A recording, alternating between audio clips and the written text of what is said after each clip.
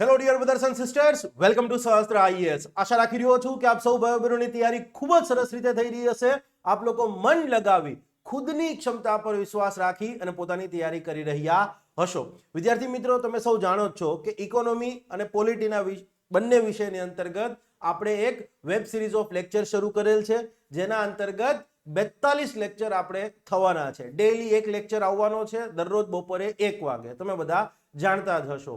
જો તમારે આ 42 લેક્ચરનું શેડ્યુલ જોતું હોય, અગાઉના લેક્ચર્સ જોવા હોય, તો યસ, આ બંનેને અનુલક્ષીને લિંક્સ જે છે એ મેં ડિસ્ક્રિપ્શન બોક્સમાં આપી દીધી છે. ઓકે, આજે આપણી આ વેબ સિરીઝના 3rd એપિસોડની અંદર આપણે અગેન ફિસ્કલ પોલિસી ડિસ્કસ કરવાના છીએ. ટાઈમ ટેબલ મુજબ તમને ખ્યાલ હશે જ. ઓકે, લેક્ચર શરૂ કરતા પહેલા મહત્વપૂર્ણ સૂચના, 2 સૂચના છે. પહેલી વસ્તુ કે આ લેક્ચરની અંદર 12-15 જે કોઈ પણ એમસીક્યુ છે એમાંથી કદાચ તમને માનો કે 12 એમસીક્યુ છે તો એમાંથી 12 આવડી જાય તો તમારે ખુશ થવાનું છે, પણ છકી નથી જવાનું. યસ ભાઈ, મને 12 આવડી ગયા, મારી તૈયારી સાચી ડાયરેક્શનની અંદર છે, મારે આ જે મોમેન્ટમ છે એને કન્ટિન્યુ કરવાનું છે, સફળતા મળશે જ. કોઈ વ્યક્તિ એવું છે કે જેને 12 માંથી કદાચ 3 જ સાચા પડે છે, તો યસ, એમને પણ ખુશ થવાનું એક પોઝિટિવ એટીટ્યુડ સાથે. એક્ઝામમાં 12 માંથી 3 સાચા પડે એના કરતાં બેટર છે કે મારા અત્યારે 12 માંથી 3 અહીંયા સાચા પડી ગયા. યસ, તમને સ્વમૂલ્યાંકન કરવા માટે જ, તમે પોતે સ્વમૂલ્યાંકન કરી શકો, યસ, એ હેતુથી જ આ સિરીઝ શરૂ કરવામાં આવી છે. ક્લિયર છે? ઓકે, જેને 3 આવે છે એ વિચારશે કે ભાઈ મારા આટલા સવાલ ખોટા પડ્યા છે, મારે હજી ઘણી મંજિલ કાપવાની છે. ક્લિયર છે? આજકાલ સોશિયલ મીડિયાનો જમાનો એવો થઈ ગયો છે ને કે પેસિવ મોટિવેશન, રીલ્સ ને આન તેન બધું જુઓ છો ને, એમાં તમે તમારી સ્વમૂલ્યાંકન નથી કરી શકતા તૈયારીનું, અને એના પરિણામે એવું થાય છે કે દિવસો કપાતા જાય છે અને પરીક્ષા નજીક આવે ત્યારે માત્ર ને માત્ર પ્રેશર વધે છે, બીજું કાંઈ નથી થતું. ક્લિયર છે? તમને એમ થતું એક સાહેબ પરીક્ષાને હજી 9 મહિનાની વાર છે, 8 મહિનાની વાર છે. હું એમ કહું છું 8 જ મહિનાની વાર છે. જે વિદ્યાર્થીઓ સફળ થાય છે ને એને અત્યારથી પ્રિપરેશન ચાલુ કરી જ દીધી હશે. ભવિષ્યમાં જે સફળ થશે એને પૂછશો તૈયારી, હા ભાઈ કરેલી હતી, માટે અત્યારથી કરાવી રહ્યો છું. Okay, yes. અને મારો સિંગલ હેન્ડેડલી એક જ ટાર્ગેટ છે કે વધુ ને વધુ છોકરાઓ ક્લાસ 1-2 પાસ થાય, અને યસ, આ ક્લાસ 1-2 પાસ થયા પછી અહીંયા સીમિત ન રહે, ઉપરે દિલ્હી જાય, મતલબ યુપીએસસી માં બી ફોકસ કરે, અને માટે આ કન્ટેન્ટ અહીંયા હું આપી રહ્યો છું. ઓકે, બીજી મહત્વપૂર્ણ સૂચના કે ભાઈ હું ક્વેશ્ચન જે છે પેલી ક્લાસ 3 પ્રકારે નથી ભણાવતો કે હાલો ભાઈ ચલો વાંચો, 20-25 સેકન્ડ આપી, ફરી 30 સેકન્ડ આપીને ટાઈમ બગાડો, એ નથી. હું ક્વેશ્ચન વાંચીશ, સોલ્વ કરાવવા માંડીશ. તમારા લોકોને જો સેલ્ફ એસેસમેન્ટથી સોલ્વ કરવો હોય, ક્લિયર છે, તો તમે ક્લિયર છે લેક્ચર પોઝ કરીને જોઈ શકો છો. સૂચના સમાપ્ત. Let's begin the show. પહેલો ક્વેશ્ચન જુઓ, તમે લેક્ચર 1 જોયો હશે ને રાજકોષીય નીતિનો, તો એમાં ઇઝી મોડરેટ લેવલના સવાલ હતા. લેક્ચર 2 ની અંદર મોડરેટ, પછી થોડા ડિફિકલ્ટ હતા. આજના ક્વેશ્ચન છે એ એડવાન્સ લેવલ ઉપર છે. ક્લિયર છે? તમને ખ્યાલ આવી જ જશે જેમ જેમ આગળ જઈશું એમ. ઓકે, રાષ્ટ્રીય રોકાણ નિધિ નેશનલ ઇન્વેસ્ટમેન્ટ ફંડના અનુસંધાનમાં નીચે જણાવેલ વિધાનો પૈકીનું કયું અથવા કયા વિધાન સાચા નથી? રાષ્ટ્રીય રોકાણ નિધિ શું છે? હું અગાઉના લેક્ચરમાં કહી જ ચૂક્યો છું કે ભાઈ કેન્દ્ર સરકાર જાહેર સાહસોમાં વિનિવેશીકરણ કરે. ક્લિયર છે? તો એ વિનિવેશીકરણના કારણે કેન્દ્ર સરકારને જે આવક થાય એ આ નેશનલ ઇન્વેસ્ટમેન્ટ ફંડમાં જમા થાય છે. ક્લિયર છે? આ તમને ખ્યાલ છે, મેં કહી દીધું છે. ઓકે, માનો કે હમણાં તમને ખબર છે કે સરકારે એલઆઈસી જે છે એનો આઈપીઓ લાવ્યા, તો એલઆઈસી નો આઈપીઓ લાવ્યા પછી કેન્દ્ર સરકારે જે હિસ્સો વેચી દીધો, શેર્સ વેચી દીધા એલઆઈસીના, જે રૂપિયા કેન્દ્ર સરકારને મળ્યા એ આ નેશનલ ઇન્વેસ્ટમેન્ટ ફંડમાં જમા થયા છે. ઓકે, તો સ્ટેટમેન્ટ 1, આ ફંડ ભારતના સંચિત નિધિનો કોન્સોલિડેટ ફંડ ઓફ ઇન્ડિયાનો ભાગ છે. ઓકે, સ્ટેટમેન્ટ સાચું છે? નહીં, આ સ્ટેટમેન્ટ એકચ્યુઅલીમાં ખોટું છે. આ ફંડ જે છે એ ભારતના સંચિત નિધિનો ભાગ નથી, પરંતુ ભારતના જાહેર ખાતાનો ભાગ છે. ક્લિયર છે? ખાસ યાદ રાખજો, આ સ્ટેટમેન્ટ ખોટું છે. National investment fund is not a part of consolidated fund of India. It is a part or it is a fund under public account of India. ભારતનું જે જાહેર ખાતું છે એના હેઠળ આવે છે. તો સ્ટેટમેન્ટ 1 ખોટું છે. ઓકે, આ ફંડ હેઠળની રકમનું રોકાણ કરવાના અનુસંધાનમાં ભારત સરકારને નીતિ આયોગ સલાહ આપે છે. હવે જો આ ફંડ છે ને એ કોના હેઠળ છે? નાણાં મંત્રાલય હેઠળ છે. નાણાં મંત્રાલય હેઠળ એક વિભાગ છે દીપમ, તમે જે કહો છો department of investment and public asset management. આ ફંડ દીપમ હેઠળ છે. ઓકે, પણ અહીંયા બીજી એક ટ્વિસ્ટ બાબત એ છે કે ભાઈ આ ફંડ હેઠળ જે કંઈ પણ રકમ આવે છે 5,000 કરોડ 15,000 કરોડ વોટેવર રકમ, એ રકમનું ઇન્વેસ્ટમેન્ટ ક્યાં કરવું, રોકાણ કરવું ક્યાં કરવું, એ બાબતે ભારત સરકારને સલાહ કોણ આપે છે? અહીંયા સ્ટેટમેન્ટમાં નીતિ આયોગ લખ્યું છે, પણ યસ એ પણ ખોટું છે. એકચ્યુઅલીમાં આ પણ ખોટું છે. એને ભારત સરકારને નીતિ આયોગ સલાહ નથી આપતું. નાણાં મંત્રાલયનો એક બહુ પાવરફુલ વિભાગ, મેં લેક્ચર 2 માં એની વાત કરી હતી. Yes, department of economic affairs, DEA, આર્થિક કાર્ય વિભાગ, આર્થિક કાર્ય વિભાગ. ક્લિયર છે? એના દ્વારા આપવામાં છે. આ સંચિત નિધિનો ભાગ નહીં, પરંતુ ભારતના જાહેર ખાતાનો.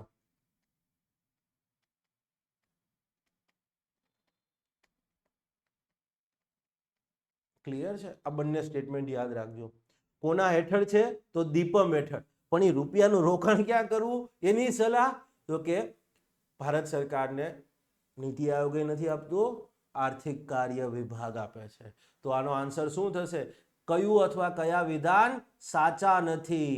સાચા નથી મીન્સ નેગેટિવ સેન્સમાં છે, તો પહેલા તો એને પોઝિટિવ સેન્સમાં લઈ લઈએ. ઇટ મીન્સ ખોટા છે. હવે તમે જુઓ, આ સાચા નથી, એના કરતા સિમ્પલી ખોટા છે. કયા? તો કે ભાઈ બંને. તો આન્સર તમારો થશે C. That's all. Okay, next. નાણામંત્રી દ્વારા બજેટ રજૂ કરવાની સાથે રજૂ કરવામાં આવતા medium term fiscal policy statement. નાણામંત્રી બજેટ રજૂ કરે તો બજેટની સાથે બીજું પણ એક ડોક્યુમેન્ટ રજૂ કરે છે, medium term fiscal policy statement. તો આ મીડિયમ ટર્મ ફિસ્કલ પોલિસી સ્ટેટમેન્ટમાં નીચે પૈકીના કયા કયા રાજકોષીય નિર્દેશકો, ફિસ્કલ ઇન્ડિકેટર્સ, સંબંધિત લક્ષ્યાંકો આપવામાં આવેલા હોય છે? ઘણાને પેલા સવાલ એ નહીં સમજાય, પણ ડોન્ટ વરી, આપણે સ્વમૂલ્યાંકન માટે જ આવ્યા છીએ. તમને કોઈ વસ્તુ ન આવડે ને અને એમાંય તમે જો ખુશ થતા હોય ને કે ભાઈ ચલો કઈ વાંધો નહીં, નથી આવડી, શીખી લઈશું, ત્યારે યાદ રાખજો કે તમે રિયલીમાં પ્રોગ્રેસ કરવાનું સ્ટાર્ટ કર્યું છે. ક્લિયર છે ને? જીપીએસસી યુપીએસસી બહુ નાની વસ્તુ છે ભાઈ જીવન સામે.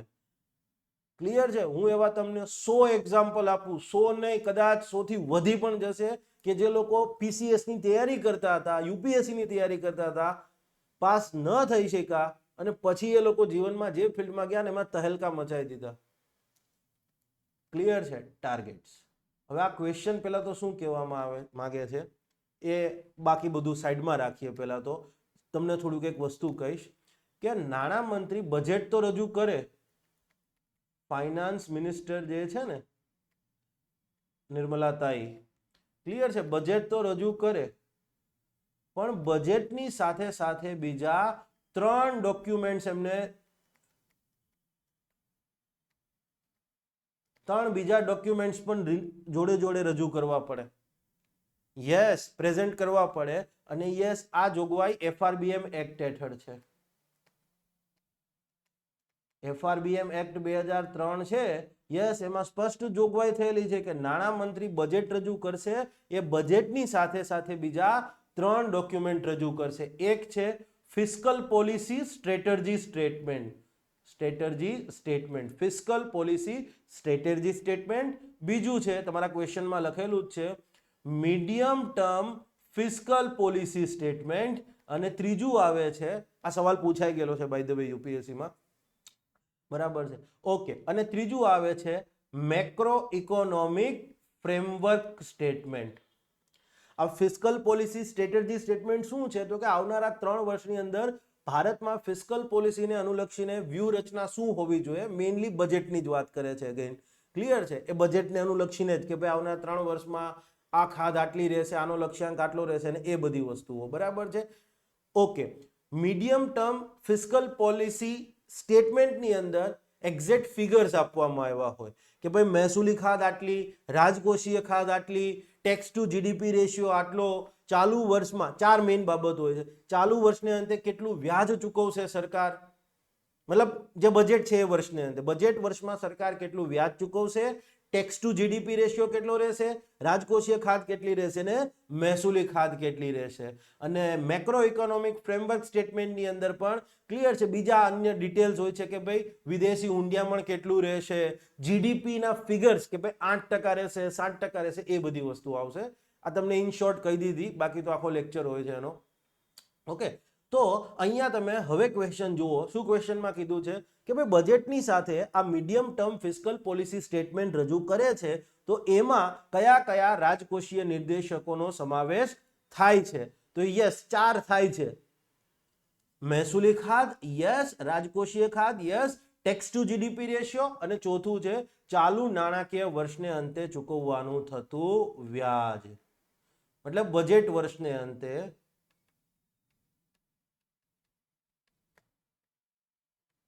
ચૂકવવાનું થતું વ્યાજ.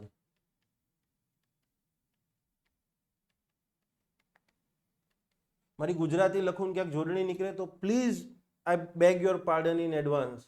આ જે કાંઈ પણ તમે ગુજરાતી લખેલ જોવો છો બધું વોઇસ ટાઈપિંગ થયેલું છે, બરાબર છે, એટલે એમાં ક્યાંય ભૂલ નહીં નીકળે. ઓકે, તો આનો આન્સર શું થશે at the end of day? D. Clear છે? Okay, next.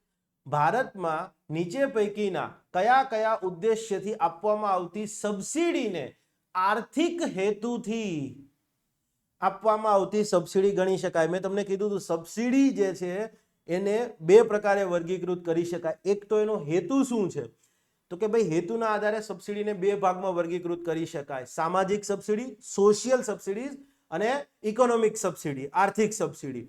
ઓકે, એ સબસિડીની ઇકોનોમીમાં અસર શું આવશે એના આધારે જોઈએ તો સબસિડીને અગેન 2 કેટેગરીમાં વર્ગીકૃત કરી શકાય છે: ડેવલપમેન્ટલ, વિકાસલક્ષી સબસિડી, અને બીજું છે ક્લિયર છે બિન વિકાસલક્ષી સબસિડી. બિન વિકાસલક્ષી સબસિડીને આપણે કન્ઝમ્પશન સબસિડી પણ કહીએ છીએ કે ભાઈ એ વપરાશલક્ષી સબસિડી છે. ઓકે, એની બેઝિક બાબત મેં કહી દીધી હતી અહીંયા, બાકી આખું બરાબર છે, લાંબો ટાઈમ જતો રહેશે. ઓકે, આર્થિક હેતુથી આપવામાં આવતી સબસિડી. હવે આર્થિક હેતુથી આપવામાં આવે છે મતલબ શું કહેવા માંગે છે કે ભાઈ એ સબસિડીનો ઉદ્દેશ્ય, એ સબસિડી આપવાનો ઉદ્દેશ્ય ઇકોનોમીમાં કંઈક લાભ થાય, આર્થિક લાભ થાય એવો છે. ઓકે, માનો કે મૂડી રોકાણ પર સબસિડી આપવામાં આવે, ઉદ્યોગો છે એ નવું મૂડી રોકાણ કરે. હવે નવું મૂડી રોકાણ એટલે કાંઈ નહીં, નવા પ્લાન્ટ્સની સ્થાપના કરે, નવી ફેક્ટરીઓ નાખે, નવા મેન્યુફેક્ચરિંગ એકમો નાખે, નવા સર્વિસ યુનિટ નાખે. તો સ્વાભાવિક છે નવી ફેક્ટરી નાખે તો એક તો પહેલા ઇન્વેસ્ટમેન્ટ થશે, નવી ફેક્ટરીની અંદર સ્ટીલ બિલ આ બધું કન્સ્ટ્રક્શન ને બધું કરવાનું થાય, તો ઓલરેડી ચીજવસ્તુની માંગ વધવાની, ચીજવસ્તુની માંગ વધશે તો યસ અલ્ટિમેટલી એ જીડીપીમાં તો વધારો કરશે જ. અને ઉપર જતા એ ફેક્ટરી અથવા પ્લાન્ટ બની જશે તો જે કાંઈ પણ ચીજવસ્તુનું ઉત્પાદન કરશે તો અગેન જીડીપીમાં વધારો થશે. અને ઉપર જતા રોજગારીનું નિર્માણ તો થશે જ. બહુ વધારે ઉત્પાદન કરશે તો એક્સપોર્ટ પણ કરી શકાશે. તો અલ્ટિમેટલી એનો આર્થિક ઉદ્દેશ્ય છે, રાઈટ, રોજગાર નિર્માણ, જીડીપીમાં વધારો થાય, ઇન્વેસ્ટમેન્ટ એક્સપેન્ડિચર વધારો, તો આ તો આર્થિક દેખાઈ આવે છે. ઓકે, કૃષિ ધિરાણ સબસિડી.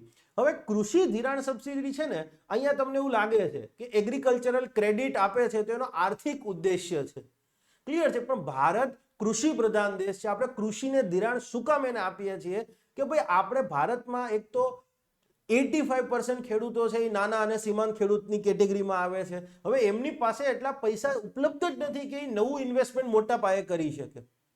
તો એમનો જે ધિરાણ આપવાનો ઉદ્દેશ્ય છે ખેડૂતોને, ખેતીમાં જે ધિરાણ આપવામાં આવે છે એ મેઇનલી સોશિયલ ઉદ્દેશ્યથી આપવામાં આવે છે, માટે સામાજિક હેતુથી ગણાય છે, નહીં કે આર્થિક હેતુથી. આ ભૂલતા નહીં, ક્લિયર છે, આ ભૂલતા નહીં. સામાજિક.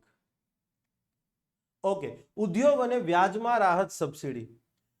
અલ્ટિમેટલી અગેન ઉદ્યોગો છે એને માનો કે કોઈ લોન લીધી તો સરકાર એને વ્યાજમાં કંઈક રાહત આપે, સબસિડી આપે. શું કામ? એને કે ભાઈ તમે ગમે એમ તો નવું કંઈક કરો કે જેથી રોજગારીનું સર્જન થાય, જીપીએસસીમાં ને એમાં બધામાં ભારણ થોડુંક ઓછું થાય, બરાબર છે, યસ. તો આનો જવાબ આવશે 1 and 3. ઓકે, અને હોપફુલી તમને લોકોને આ પસંદ આવી રહ્યું હશે. ઓકે, ચલો નેક્સ્ટ ક્વેશ્ચન છે, બાહ્ય દેવાના, ભારતના બાહ્ય દેવા એક્સટર્નલ ડેટ, એક્સટર્નલ ડેટના અનુસંધાનમાં, આને DEBT ડેટ જ બોલાયો, ભારતના બાહ્ય દેવાના અનુસંધાનમાં નીચે જણાવેલ વિધાનો પૈકીનું કયું અથવા કયા વિધાન સાચા નથી? સાચા નથી મીન્સ ખોટા છે, ખોટા છે. આપણે ક્વેશ્ચન આવો પૂછ્યો છે. ઓકે, તો ચલો, ભારતનું બાહ્ય દેવું મતલબ બાહ્ય દેવું ભારતના આકસ્મિક નિધિ કન્ટિન્જન્સી ફંડ ખાતે ઉધારવામાં આવે છે, ઉતારવામાં નહીં, ઉધારવામાં. ભારતનું બાહ્ય દેવું છે ભારતના આકસ્મિક નિધિ ખાતે ઉધારવામાં આવે છે. આ સ્ટેટમેન્ટ ખોટું છે. ઓકે, કેમ સ્ટેટમેન્ટ ખોટું છે? તો સિમ્પલ એનું રીઝન છે કે ભાઈ દેવું છે ને, સરકારી દેવું, સરકારી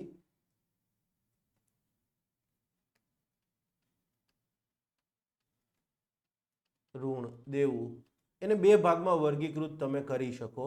કયા બે ભાગની અંદર? એક તો જાહેર દેવું અને બીજું છે અન્ય દેવું, પબ્લિક ડેટ. જાહેર દેવું અથવા જાહેર ઋણ અને અન્ય દેવું, અન્ય ઋણ, બે ઇન્ટરચેન્જેબલી શબ્દ યુઝ થાય છે. ઓકે, જાહેર દેવું છે ને, યસ, આપણને ખબર છે કેના પર ઉધારવામાં આવે? તો કે ભાઈ ભારતના એકીકૃત ફંડ પર ઉધારવામાં આવે, કોન્સોલિડેટ ફંડ ઓફ ઇન્ડિયા પર ઉધારવામાં આવે. અને અન્ય દેવું છે એ પબ્લિક એકાઉન્ટ ઓફ ઇન્ડિયા પર ઉધારવામાં આવે. યસ, અને અહીંયા તો ગવર્મેન્ટની ભૂમિકા એક ટ્રસ્ટી સમાન હોય. યસ, ધારાસભાની મંજૂરી ન જોઈએ, ધારાસભાની મંજૂરી કે ભાઈ દેવું ઋણ લેવું છે, ઋણ ચૂકવવું છે, મંજૂરી અનિવાર્ય નથી. અહીંયા ટ્રસ્ટીની ભૂમિકા.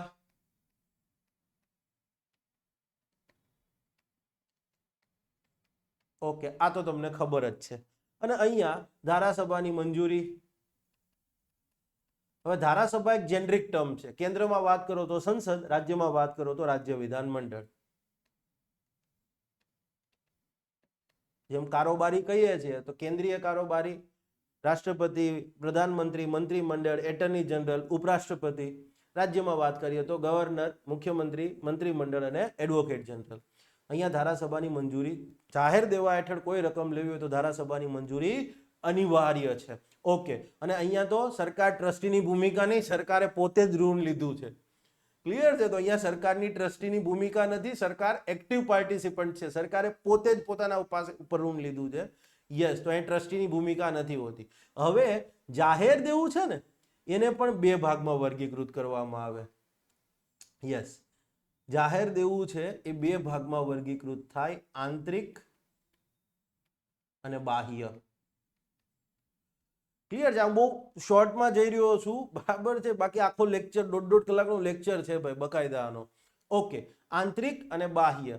હવે આંતરિક દેવું હોય, બરાબર, એને આગળ જતા પછી બે ભાગમાં વર્ગીકૃત થાય, વેચાણ પાત્ર, બિન વેચાણ પાત્ર. આ બાહ્ય દેવું છે એને પણ બે ભાગમાં વર્ગીકૃત કરવામાં આવે.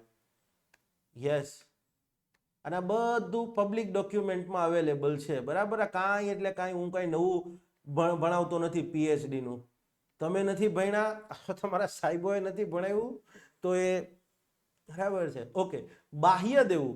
બાહ્ય દેવું છે અહીંયા અગેન બે પ્રકારે વર્ગીકૃત થાય કે ભાઈ બહુરાષ્ટ્રીય સંસ્થાનો પાસેથી, બહુરાષ્ટ્રીય સંસ્થાનો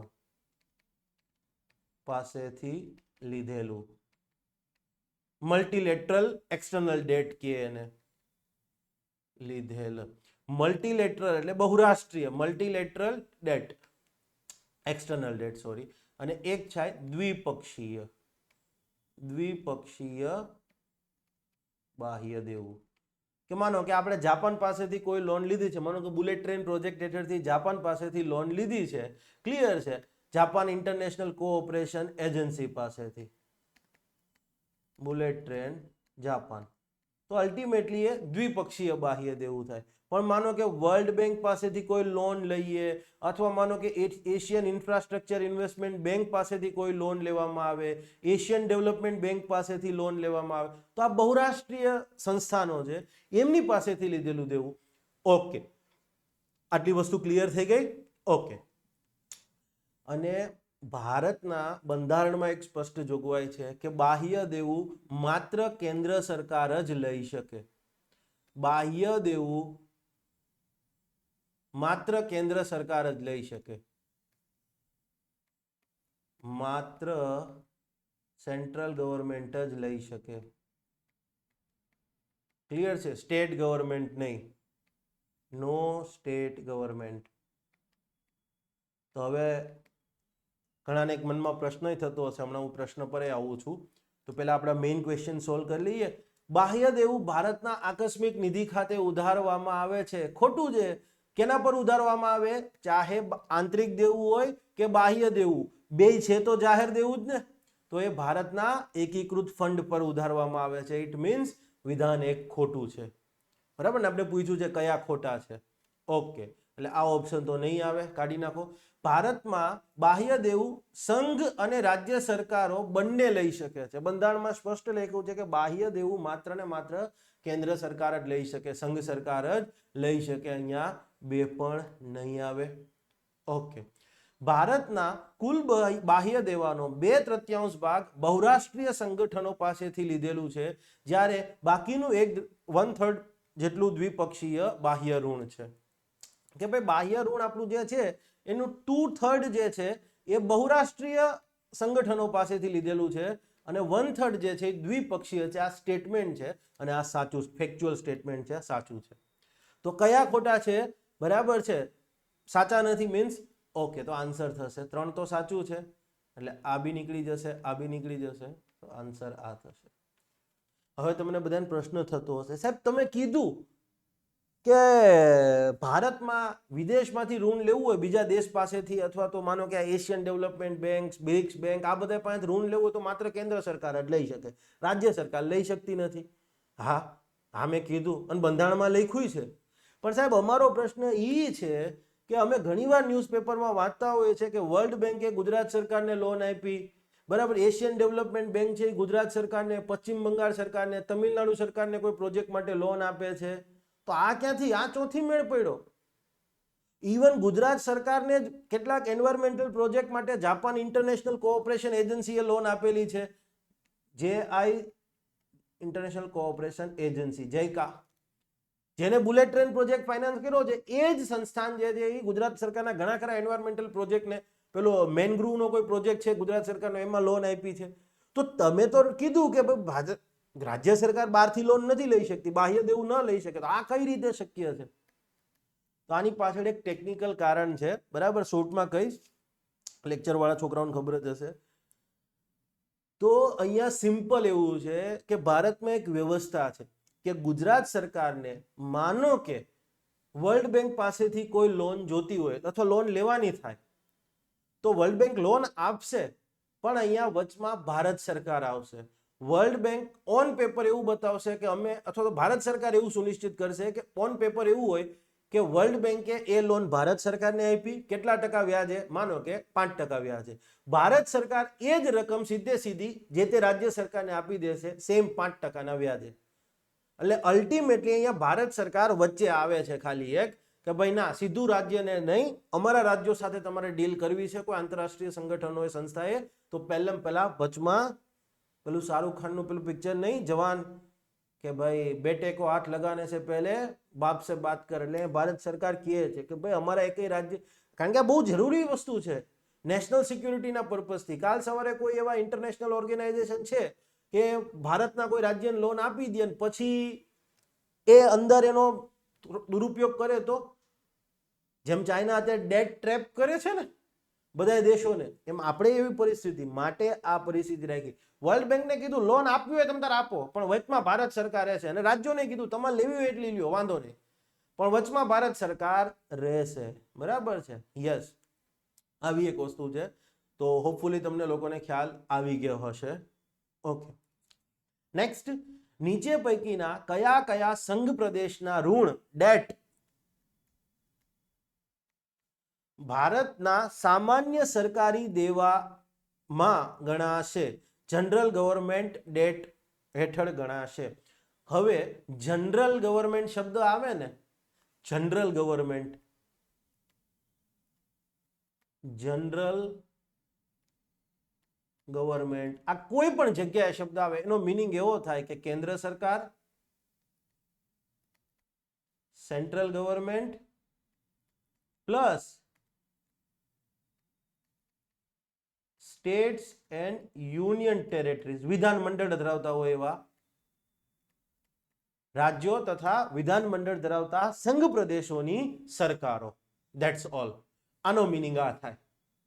હવે જનરલ ગવર્મેન્ટ ડેટ કે general government deficit general government fiscal deficit general government revenue deficit general ગવર્મેન્ટનો મિનિંગ શું થાય? કેન્દ્ર સરકાર, રાજ્ય સરકારો અને વિધાનમંડળ ધરાવતા સંઘ પ્રદેશોની સરકારો. કદાચ તમારા માટે હું હજી થોડું ઈઝી કરી દઉં. Central government, state government plus legislature ધરાવતા વિધાનમંડળ, આમ તો ત્યાં બધે વિધાનસભા જ છે પણ આપણે ટેકનિકલ ટર્મ જ લખશું, ધરાવતા યુનિયન ટેરેટરીઝ. યુટ ઇઝ હેવિંગ લેજિસ્લેચર, વિધાનમંડળ ધરાવતા. ક્લિયર છે? તો હવે તમે જુઓ જનરલ ગવર્મેન્ટ, હવે પછી એમાં એ ડેટ લખે, દેવાની વાત કરે કે ફિસ્કલ ડેફિસિટની વાત કરે, તમારે શું લખવા? જનરલ ગવર્મેન્ટ ડેટ મતલબ શું? કેન્દ્ર સરકારનું દેવું, રાજ્ય સરકારોનું દેવું અને વિધાનમંડળ ધરાવતા હોય એવા સંઘ પ્રદેશોનું દેવું. હવે અહીંયા તો કેટલા વિધાનમંડળ સંઘ પ્રદેશો અત્યારે વિધાનમંડળ ધરાવે છે? એક તો આપણું એનસીટી દિલ્હી, ખાલી દિલ્હી નહીં, એનસીટી દિલ્હી કેવું પડે, બરાબર છે? યસ, એનસીટી દિલ્હી, પુદુચેરી અને જમ્મુ એન્ડ કાશ્મીર. ક્લિયર છે? આ ત્રણ બાકી તો સંઘ પ્રદેશો છે.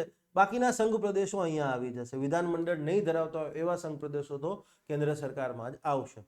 તો હવે અહીંયા મેં કીધું એમ general government debt general government સમજવા માટે એક્સપેન્ડિચર જનરલ ગવર્મેન્ટ ડેફિસિટ માનો કે fiscal deficit general government revenue whatever, general ગવર્મેન્ટનો મિનિંગ આ થાય.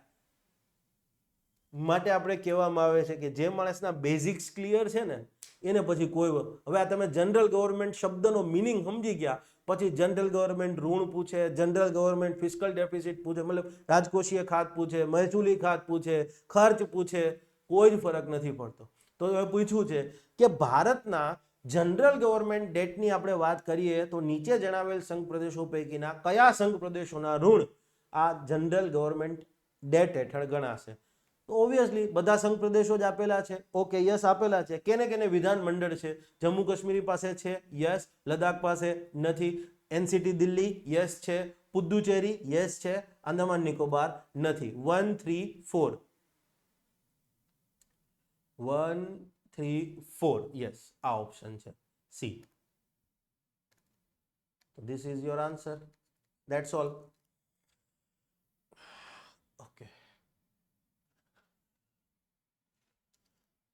નેક્સ્ટ, વિસ્તરણકારી રાજકોષીય નીતિ. વિસ્તરણકારી રાજકોષીય નીતિના અનુસંધાનમાં નીચે જણાવેલ વિધાનો ધ્યાનમાં લો તથા આપેલ વિકલ્પોમાંથી સાચો વિકલ્પ જવાબ તરીકે પસંદ કરો. હવે આપણે લેક્ચર 2 માં સમજી ચૂક્યા હતા કે રાજકોષીય નીતિને બે પ્રકારની કહેવામાં આવી છે. એક વિસ્તરણકારી, એક સંકોચનકારી. વિસ્તરણકારી એટલે શું? કે સરકાર અહીંયા ઈચ્છે કે ઇકોનોમીનું એક્સપાન્શન થાય, ઇકોનોમીનું વિસ્તરણ થાય, વધુ ને વધુ રૂપિયા માર્કેટમાં રહે, સરકાર વધુ ને વધુ ખર્ચ કરે. ક્લિયર છે? કે જેથી માર્કેટમાં રૂપિયો રહે, નવા ઇન્વેસ્ટમેન્ટ થાય, નવું ચીજ વસ્તુનું ઉત્પાદન થાય, જીડીપી વધે, ઇન શોર્ટ ઇકોનોમી ગ્રો કરે, વિસ્તરણ કરે. ક્લિયર છે? તો સામે એનું વિરુદ્ધ છે સંકોચનકારી વિસ્તરણકારી, સંકોચનકારી રાજકોષીય નીતિ. સંકોચનકારી એટલે શું? કે ઇકોનોમીનું કોન્ટ્રેક્શન થાય, સંકોચન થાય. માર્કેટમાં ઓલરેડી બહુ પૈસા હોય, ક્લિયર છે, ત્યારે સરકાર હંમેશા શું કરે, ખર્ચ ઓછો કરે. કેમ કે તમારે ફુગાવો કંટ્રોલમાં કરવાનો છે. આપણે જ્યારે આર્થિક સુધારા કર્યા હતા 1991 ની અંદર, ત્યારે IMF એ શરતે લોન આપેલી હતી કે ઇન્ડિયાએ કોન્ટ્રેક્શનરી ફિસ્કલ પોલિસી લાગુ કરવી પડશે, સરકારે અમુક ખર્ચ ઓછો કરવો પડશે. ત્યારે 1991માં કીધું સંકોચનકારી રાજકોષીય નીતિ લાગુ કરવી પડશે. અને ભારતે બહુ સફળતાપૂર્વક કરેલી હતી ને, એમાંથી આપણે બાકી તો હિસ્ટ્રી ક્રિએટ કરી દીધી છે. ઓકે, તો વિસ્તરણકારી રાજકોષીય નીતિની અંદર શું આવે? પહેલી વસ્તુ કે સરકાર ખર્ચ વધારે કરશે, આવક બાવકને ધ્યાનમાં લઈ લે. આવક ભાઈ ચલો ઓછી છે તો કાંઈ વાંધો નહીં, બરાબર છે, લોકો ઉપર ટેક્સ બી ઓછા કરી દેશે. કે લોકો ટેક્સ વધારે રાખે તો શું થાય? લોકોને ટેક્સની રકમ વધારે સરકારને દેવી પડશે, તો પૈસા તો ઇકોનોમીમાંથી સરકાર પાસે જતા રહ્યા. ક્લિયર છે. પણ વિસ્તરણકારીમાં તો કીધું કાંઈ વાંધો નહીં, ટેક્સ ઓછા કરી દો, લોકોના હાથમાં પૈસા રહેવા દો, લોકો ઉપયોગ કરશે, ખર્ચ કરશે, અને નવી નવી ચીજવસ્તુઓની માંગ વધશે અને અગેન GDP વધશે, ઇકોનોમી એક્સપાન્ડ થશે. ક્લિયર છે? ઓકે. વિસ્તરણકારી રાજકોષીય નીતિનું અનુકરણ થયે સામાન્યતઃ જાહેર ઋણ અને ફુગાવામાં વધારો થાય છે. મેં કીધું એમ કે સરકાર આવક ધ્યાનમાં જ નથી લેતી, વધુ ખર્ચ જ કરે છે. અને હવે માનો કે આવક ઓછી હોય ને ખર્ચ વધારે કરવો હોય, શું કરવાનું થાય? ઋણ લેવું પડે. તમે ઋણ લઈ લીધું, બરાબર, ને ખર્ચો કર્યા જ રાખ્યા, માર્કેટમાં મની સપ્લાય વધતો ગયો, છેલ્લે આનો ફુગાવો આવશે ને. તો વિસ્તરણકારી રાજકોષીય નીતિનું જ્યારે અનુકરણ કરવામાં આવે, વિસ્તરણકારી રાજકોષીય નીતિ જ્યારે લાગુ કરવામાં આવે, ત્યારે જનરલી પબ્લિક ડેટમાં વધારો થાય છે, જાહેર ઋણમાં પણ. કારણ કે આવક તો ઓછી છે, ખર્ચો કરવાનો છે, તો સ્વાભાવિક છે, ઋણ તો લેવું જ પડશે. પણ માર્કેટમાં મની સપ્લાય બી વધતો જશે ને. યસ, તો ફુગાવામાં વધારો થાય. તો આ સ્ટેટમેન્ટ સાચું છે. નેક્સ્ટ, વિસ્તરણકારી રાજકોષીય નીતિના કિસ્સામાં જાહેર આવકની તુલનાએ સરકાર જાહેર ખર્ચ વધારે કરે છે. યસ, આવકની ધ્યાનમાં જ નથી લેતી, ખર્ચો કર્યો રાખો, બરાબર છે. તો આ સ્ટેટમેન્ટ પણ સાચું છે. પણ અહીંયા ખાલી એવું નથી પૂછ્યું એક સાચું છે, માત્ર બે સાચું છે, એક અને બે બંને સાચા છે, એક અલગ છે. જુઓ, એક અને બે બંને સાચા છે, વિધાન 2 એ એકની સાચી સમજૂતી છે. આ પ્રકારનું ક્વેશ્ચન છે. તો આ પ્રકારના ક્વેશ્ચનમાં પહેલા તો છે ને તમારે આ પાર્ટ ઉપર ધ્યાન જ નથી દેવાનું. આ જે ઓપ્શન આપ્યા હોય ને એમાં ધ્યાન જ નહીં દેવાનું શરૂઆતમાં. ક્લિયર છે? ત્યાં ધ્યાન જ નથી દેવાનું. પહેલા બંને સ્ટેટમેન્ટ વાંચવાના છે. શું બંને સ્ટેટમેન્ટ સાચા છે? માનો કે એક સાચું ને એક ખોટું હોય તો તમને ખબર પડી ગઈ. માનો કે વિધાન એક ખોટું છે એવું લખ્યું છે, ઓકે, વિધાન એક ખોટું ક્યાં છે? ડી માં, કરી દો ટીક. પણ માનો કે જો બંને સાચા છે એટલે ઓપ્શન સી અને ડી નીકળી જશે. આપણા કેસમાં બંને સાચા છે તો ઓપ્શન સી એ નીકળી ગયો, ઓપ્શન ડી એ નીકળી ગયો. હવે તમે ચેક કરો કે આ એક થાય છે, વિધાન એક છે, એના માટેનું કારણ શું છે? આપણે શું કીધું કે ભાઈ જો વિસ્તરણકારી રાજકોષીય નીતિ અપનાવે સરકાર તો સામાન્યતઃ પબ્લિક ડેટ જાહેર ઋણમાં વધારો થાય ને ફુગાવામાં વધારો થાય. કેમ વધારો થાય? અહીં પાછળનું કારણ શું? વિચારો જી. તો હવે એક કારણ વિચારવામાં સ્ટેટમેન્ટ 2 બંધ બેસે છે, બરાબર? હા, તો જુઓ, પછી તમને એવું નતું મારી ફિલિંગ છે કે આ 2 છે એ બંધ બેસે છે. ના, વિધાન 2 છે એ બંધ બેસે છે તો એ ઇકોનોમિક્સની પરિભાષામાં બંધ બેસતું હોવું જોઈએ, તમારી પોતાની ગટ્સ ફિલિંગમાં નહીં. હા, તો જોવાનું વિસ્તરણકારી રાજકોષીય નીતિ થાય ત્યારે શું થાય? તો કે ભાઈ સરકાર જે છે આવકની પરવા કર્યા વગર ખર્ચ કરતી જ જાય છે, ખર્ચ કરતી જાય. આવક ઓછી હોય ને ખર્ચ વધારે કરવો હોય તો શું કરવું પડે? ઋણ લેવું પડે. હા, વાત તો સાચી છે. અને યસ, જ્યારે સરકાર વધુ ખર્ચ કરે ત્યારે ફુગાવો થવાનો છે. તો વિધાન 2 એ એક માટેનું સાચું કારણ છે. તો હવે ઓપ્શન શું થશે? 1 અને 2 બંને સાચા છે અને વિધાન 2 એ વિધાન 1 ની સાચી સમજૂતી છે. તો આન્સર તમારો એ થશે. ક્લિયર છે? હોપફુલી સમજાઈ ગયું. હવે આ જ ક્વેશ્ચનને અઘરી રીતે થોડોક પૂછવો હોય તો તમને માટે હું બેઝિકની સમજૂતી પર ભાર આપવાનું કહું છું. કારણ કે એ તમને છે ને પછી ગમે એવું પેપર નીકળે ને એ ન થાય, કોઈ ચિંતા ન રહે. ક્લિયર છે? ઓકે. આ જ ક્વેશ્ચનને મારે બીજી રીતે પૂછવો હોય, જુઓ સ્ટેટમેન્ટ સેમ છે, સેમ સ્ટેટમેન્ટ છે. જુઓ, મેં સેમ એટલે સેમ સ્ટેટમેન્ટ મૂકી દીધા છે, ખાલી અહીં નીચે ઓપ્શન બદલી નાખ્યા. સ્ટેટમેન્ટ 1 અને સ્ટેટમેન્ટ 2 ક્લિયર છે, બંને સ્ટેટમેન્ટ આપ્યા છે. પણ હવે અહીંયા મેં વિધાન આખા ઓપ્શન વિધાન 1 ક્રિયા છે, કોઝ, અને વિધાન 2 તેની અસર, અસર એટલે ઇફેક્ટ. આને કહેવાય કોઝ ઇફેક્ટ વાળા સવાલો. ક્લિયર છે? જુઓ શું લખ્યું છે, વિસ્તરણકારી રાજકોષીય નીતિનું અનુકરણ થયે સામાન્યતઃ જાહેર ઋણ અને ફુગાવામાં વધારો થાય છે. સ્ટેટમેન્ટ સાચું છે. ઓકે, સેકન્ડ સ્ટેટમેન્ટ, વિસ્તરણકારી રાજકોષીય નીતિના કિસ્સામાં જાહેર આવકની તુલનાએ સરકાર જાહેર ખર્ચ વધારે કરે છે. હવે અહીંયા શું પેલો ઓપ્શન છે, વિધાન 1 ક્રિયા છે અને વિધાન 2 તેની અસર છે. હવે એક વસ્તુ વિચાર કરો, ક્રિયા પહેલા થાય કે અસર પહેલા આવે? ઓબ્વિયસલી કોઝ પહેલા હોય. કોઝ જે છે એ ક્રિયા હંમેશા પહેલા થાય ને, કામ પહેલા થાય ને, પછી એની અસર થાય. તમે સરખી રીતે વાંચન કરો, બરાબર છે, તો યસ પાસ થઈ શકો, પાસ થાવ. પણ આપણે તમે સરખી રીતે વાંચો જ નહીં તો એની અસર શું આવે? ફેલ બી થવાય. બરાબર છે? તો હંમેશા પહેલી વસ્તુ શું થાય? કોઝ, ક્રિયા થાય. અને બીજી વસ્તુ શું થાય? એની અસર, ઇફેક્ટ. કોઈ કામ થાય એની અસર પાછળથી જ આવે ને. ઓકે, તો હવે તમે એક વસ્તુ વિચાર કરો, આ બે સ્ટેટમેન્ટમાં શું કીધું છે કે ભાઈ વિસ્તરણકારી રાજકોષીય નીતિ અમલમાં મૂકી તો જાહેર ઋણ અને ફુગાવામાં વધારો થાય છે. સ્ટેટમેન્ટ તો સાચું છે. આવા કેસમાં બંને સ્ટેટમેન્ટ સાચા જ હશે. હો ભાઈ, વિસ્તરણકારી રાજકોષીય નીતિના કિસ્સામાં જાહેર આવકની તુલનાએ જાહેર ખર્ચ વધારે થાય છે. હવે જુઓ જી, બેમાંથી પેલા કયું થયું હોય? તો કે ભાઈ વિસ્તરણકારી રાજકોષીય નીતિના ભાગરૂપે સરકારે શું કર્યું? આવકને ધ્યાનમાં લીધા વગર ખર્ચ કર્યો, અને આ ખર્ચ કરવો છે એના પરિણામે શું થાય છે? એની અસરના રૂપે શું થાય છે? હા ભાઈ, ખર્ચ વધારે કરવો હોય તો દેવું કરવું પડે. યસ, અને દેવું થયું તો પછી ફુગાવામાં. યસ, ખર્ચ વધારે કરવો છે, વિસ્તરણકારી રાજકોષીય નીતિ લાગુ કરી, ખર્ચ વધારે કરવો છે તો ઋણ લેવું પડશે, અને માર્કેટમાં ખર્ચ વધારે કરશો તો મની સપ્લાય વધશે તો ફુગાવો વધશે. તો એકચ્યુઅલીમાં પહેલી ક્રિયા કઈ થઈ? આ થાય છે. અને યસ, વિસ્તરણકારી રાજકોષીય નીતિ લાગુ કરવામાં આવે, ઇન શોર્ટ ખર્ચ વધારે કરવામાં આવ્યો, અને એની અસર રૂપે ક્લિયર છે, ઋણે વધ્યા અને ફુગાવામાં વધારો પણ થયો. તો હવે અહીંયા શું થશે? વિધાન 1 એ ક્રિયા છે, વિધાન 2 તેની અસર છે. ખોટું છે. કેમ? કારણ કે પેલા શું થયું છે? વિધાન 2 માં જે ઉલ્લેખ કર્યું છે એ પેલા થયું છે કે ભાઈ હા, વિસ્તરણકારી રાજકોષીય નીતિ જાહેર આવકની તુલનાએ જાહેર ખર્ચ વધારે થાય છે. તો પેલા વિધાન 2 વાળી વિગત થાય છે, અને એ વિધાન 2 વાળી વિગત પેલા થાય છે તો વિધાન 1 માં લખ્યું છે એ થાય છે એની અસર. હા, બરાબર છે. ક્લિયર છે? તો આનો આન્સર આ થશે. વિદ્યાર્થી મિત્રો, સેમ વસ્તુ છે. બાકી તો આ તો ક્લિયર. આવા ક્વેશ્ચન બી આવી શકે, અને હું માનું છું, મેં કીધું ને કે મારો પર્પઝ જ એ છે. અને ભગવાન કરે કે હસમુખ પટેલ સાહેબ, આઈપીએસ હસમુખ પટેલ સાહેબ જે છે, એમના જેવા કોઈક ભવિષ્યમાં ચેરમેન આવે તો મજા આવી જાય અમારા જેવા ફેકલ્ટીઓને પણ. ક્લિયર છે? બાકી હવે તો મેં કીધું એમ કે કોઈ હંમેશા એક લીડરની ખાસિયત શું છે ખબર છે? એ હંમેશા તમને ફ્યુચર દેખાડે, પ્રોસ્પેક્ટિવ વિઝનિંગ દેખાડે. એ તમને ભવિષ્ય તરફ લઈ જાય. એ સાચા ગુરુની, એક સારા લીડરની નિશાની છે. દાસા સાહેબે શું કર્યું હતું? ક્લિયર છે? દાસા સાહેબે જે જીપીએસસી પહેલા તો 5 વર્ષે આવતી હતી એ ખેલ ખતમ કર્યો, રેગ્યુલર ચાલુ કરી. હા, દાસા સાહેબે બીજું શું કર્યું?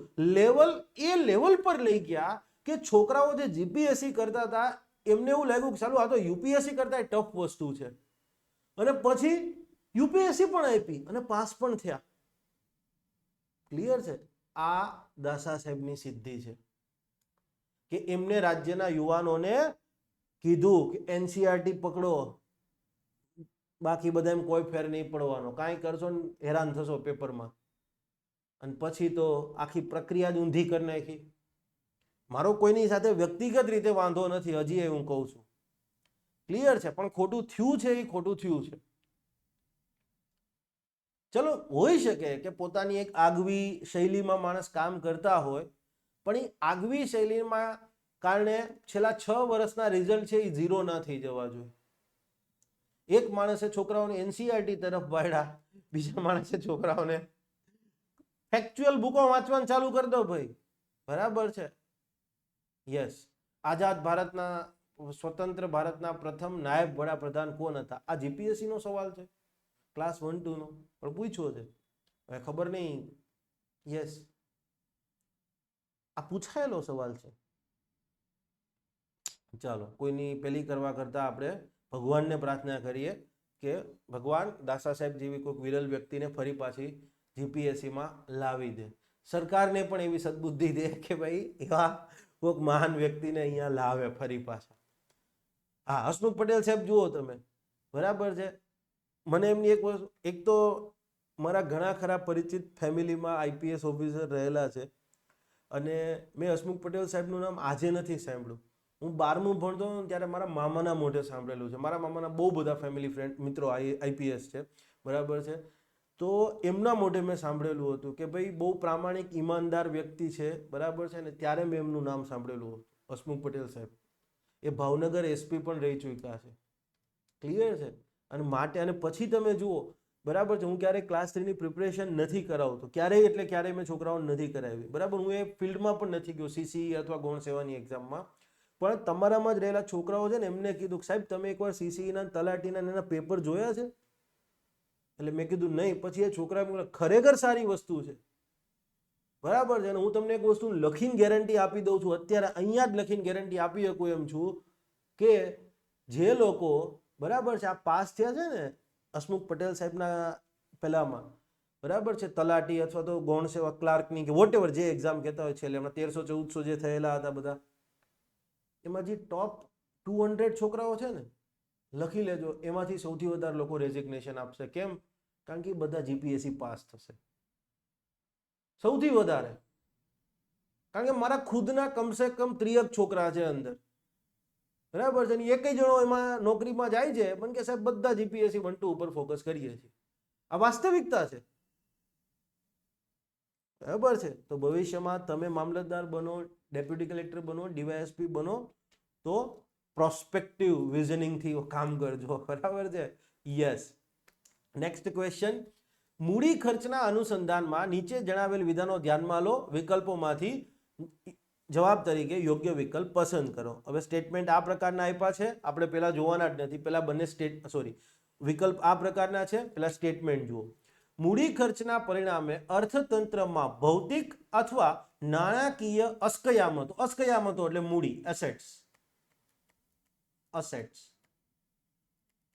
ભૌતિક અસ્કયામત, ભૌતિક મૂડી એટલે શું? રોડ બનાવવામાં આવે, બ્રિજ બનાવવામાં આવે, railway line, dedicated freight corridor જેવી વસ્તુ ઊભી કરવામાં આવે, નવા પોર્ટ બનાવવામાં, એ મૂડી છે. નાણાકીય મૂડી એટલે શું? તો કે સરકાર પોતે એઝ અ ઇન્વેસ્ટમેન્ટ કરે, સ્ટોક માર્કેટની અંદર ઇન્વેસ્ટમેન્ટ કરે, યુએસ ગવર્મેન્ટની સિક્યુરિટીઝ ખરીદે, બ્રિટિશ ગવર્મેન્ટે બહાર પાડેલી સિક્યુરિટીઝ ખરીદે, યસ ખરીદે. ભારત સરકાર જેમ ગવર્મેન્ટ સિક્યુરિટી બહાર પાડે, અમેરિકન ગવર્મેન્ટ પણ, યુએસ ટ્રેઝરી પણ આ પ્રકારની ગવર્મેન્ટ બોન્ડ બહાર પાડે. તો બીજા દેશની સરકારોએ ખરીદતી હોય, કારણ કે યુએસમાં તો સેફ ઇન્વેસ્ટમેન્ટ થયું, તો એને કહેવાય નાણાકીય મૂડી. ક્લિયર છે? ઓકે. મૂડી ખર્ચના પરિણામે, સેકન્ડ સ્ટેટમેન્ટ, મૂડી ખર્ચના પરિણામે સરકારના ઋણમાં ઘટાડો થાય છે. તો હવે બંને સ્ટેટમેન્ટ જુઓ. યસ, મૂડી ખર્ચ થાય. મૂડી ખર્ચ એટલે શું? મેઇનલી ઇન્ફ્રાસ્ટ્રક્ચર ડેવલપમેન્ટ પરનો ખર્ચ. મૂડી ખર્ચની જો તમે વાત કરતા હો, મૂડી ખર્ચ, તો મૂડી ખર્ચમાં મેઇનલી બે જ ખર્ચ આવે. એક ઇન્ફ્રાસ્ટ્રક્ચર ડેવલપમેન્ટ પરનો ખર્ચ,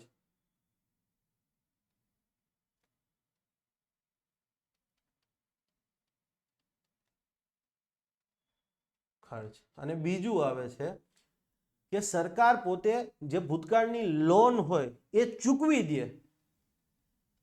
ભૂતકાળની લોનની ચૂકવણી, આખી લોનની ચૂકવાઈ જાય. આમાંનો 85% તો આની ઉપર જ હોય, ઇન્ફ્રાસ્ટ્રક્ચર પર. થોડું ઘણું જે લોન લીધી હોય જૂની, આખી લોન જ ચૂકવી દે. તો હવે જુઓ, મૂડી ખર્ચના પરિણામે અર્થતંત્રમાં ભૌતિક અથવા નાણાકીય અસ્કયામતોનું સર્જન થાય છે. આ સાચું વસ્તુ છે. જરૂરી નથી કે સરકાર મૂડી ખર્ચના પરિણામે રોડ, રસ્તા ને એરપોર્ટ ને સી પોર્ટ ને એવું જ બનાવે. ઘણી વખત સરકાર પોતાને એવું લાગે ને તો યુએસ છે, બ્રિટન છે, નોર્વે છે, આવા દેશોની જે ગવર્મેન્ટ સિક્યુરિટીઝ હોય ને એ પરચેસ કરે, કારણ કે હાઈ ઇન્ટરેસ્ટ મળતું હોય. એ જ, આમ તો ડેવલપ કન્ટ્રીમાં ઓછું મળતું હોય, ડેવલપિંગ કન્ટ્રીમાં ઇન્ટરેસ્ટ વધારે મળે, પણ એ તમારા માટે બહુ ડિટેલ થઈ જશે. પણ યસ, મૂડી ખર્ચના પરિણામે અર્થતંત્રમાં ભૌતિક અથવા નાણાકીય એસેટ્સ, અસ્કયામતોનું સર્જન થાય છે. આ સાચું સ્ટેટમેન્ટ છે. ઓકે. મૂડી ખર્ચના પરિણામે સરકારના ઋણમાં ઘટાડો થાય છે. યસ, ભૂતકાળની લોનની ચૂકવણી કરે, ઋણમાં પણ ઘટાડો થાય છે. પણ હવે તમે જુઓ, આ બંને સ્ટેટમેન્ટ છે ને એકબીજા સાથે લિંક નથી ક્યાંયથી. બંને ફેક્ચ્યુઅલ બાબતો છે, મૂડી ખર્ચની લાક્ષણિકતામાં જ વાત આવે છે. ક્લિયર છે? તો 1 અને 2 બંને સાચા છે, એટલે આ સી ને ડી તો એમને નીકળી ગયું. તો હવે તમે જુઓ, વિધાન બી જે છે એ 1 માટેનું કઈ કારણ છે? ના. ક્લિયર છે? બંને સાચા છે, બંને એકબીજાથી સ્વતંત્ર છે, કોઈ સમજૂતી નથી. યસ. જનરલી કેવું હોય, અમેરિકા જેવા દેશો છે ને, અમેરિકા, સિંગાપોર, નોર્વે, આ બધા, યસ, નોર્વે પાસે બહુ પૈસા છે ભાઈ, બરાબર. નોર્વે સરકારનું પોતાની પાસે $700 બિલિયન ઇન્વેસ્ટમેન્ટ ફંડ છે. ભારતનું વિદેશી ઊંડિયામણ $600-650 બિલિયન છે. નોર્વે સરકાર પાસે 2017-18માં $700 બિલિયન ફંડ હતું કે ભાઈ દુનિયામાં ઇન્વેસ્ટ કરો, જાઓ. તો ત્યારે સરકારો શું કરે? ભારત છે ડેવલપિંગ કન્ટ્રી છે, વિકાસની તકો વધારે છે, એટલે ભારત સરકાર જે ગવર્મેન્ટ સિક્યુરિટીઝ બહાર પાડે ને એને આવી ફોરેન સરકારો ખરીદતી હોય. કેમ? કારણ કે વ્યાજ આવવાનું છે.